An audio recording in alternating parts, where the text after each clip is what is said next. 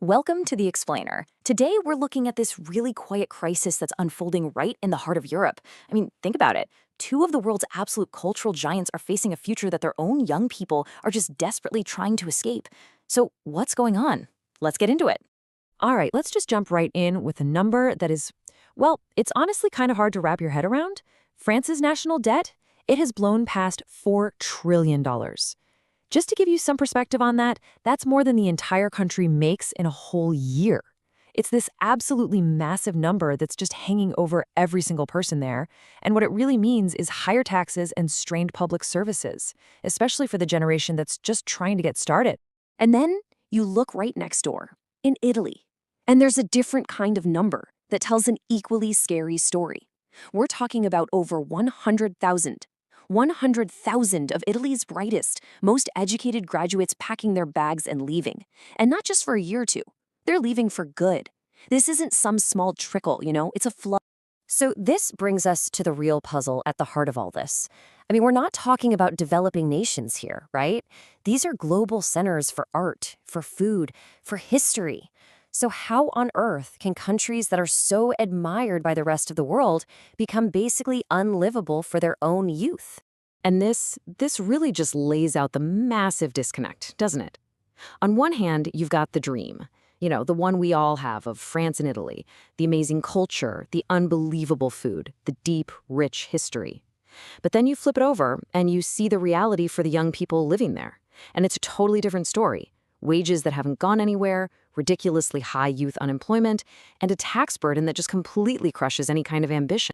So to really get how these two completely opposite realities can even exist in the same place, we have to look past that beautiful postcard image. It's like a building with a gorgeous facade, but the foundations are crumbling. We need to get in there and look at the deep structural rot that's been spreading for decades, just hidden from view. And, the source material we're digging into for this explainer, it uses a pretty shocking phrase to get to the heart of the problem. It calls it this. Now, that's a really provocative term for sure, but it points to a system that has just become completely, fundamentally broken. So what do they even mean by that? Well, at its core, it's a demographic time bomb. See, for decades, their whole welfare system was built on a simple idea, a big, growing workforce paying in. But now, that whole pyramid has flipped upside down. You have this massive generation of retirees drawing money out, and they're being supported by a smaller and smaller group of young workers paying in. And this chart right here just shows you the mathematical trap they're stuck in. I mean, just look at the difference between those two bars. The number of people taking money out of the system is just rocketing past the number of people putting money in. And look, this isn't about politics. This is just math. It's simple arithmetic, and the numbers just don't add up anymore. And if that wasn't bad enough, you've got another huge problem piling on top of this demographic crisis. The economic engine has just stalled. For the last 2 decades, productivity, which is really just the key measure of economic growth and innovation, it's gone basically nowhere. It's flat. So they're not creating any new wealth to help pay for this massive, growing bill from their aging population. Okay, so these aren't just abstract economic problems we're talking about. There's a very real human price being paid. Let's connect these big structural flaws back to those really alarming numbers we saw at the beginning. What you have is this absolutely devastating chain reaction. It starts with that raw in the foundation, right? The aging population and the zero growth. That puts incredible strain on the economy. So what do governments do?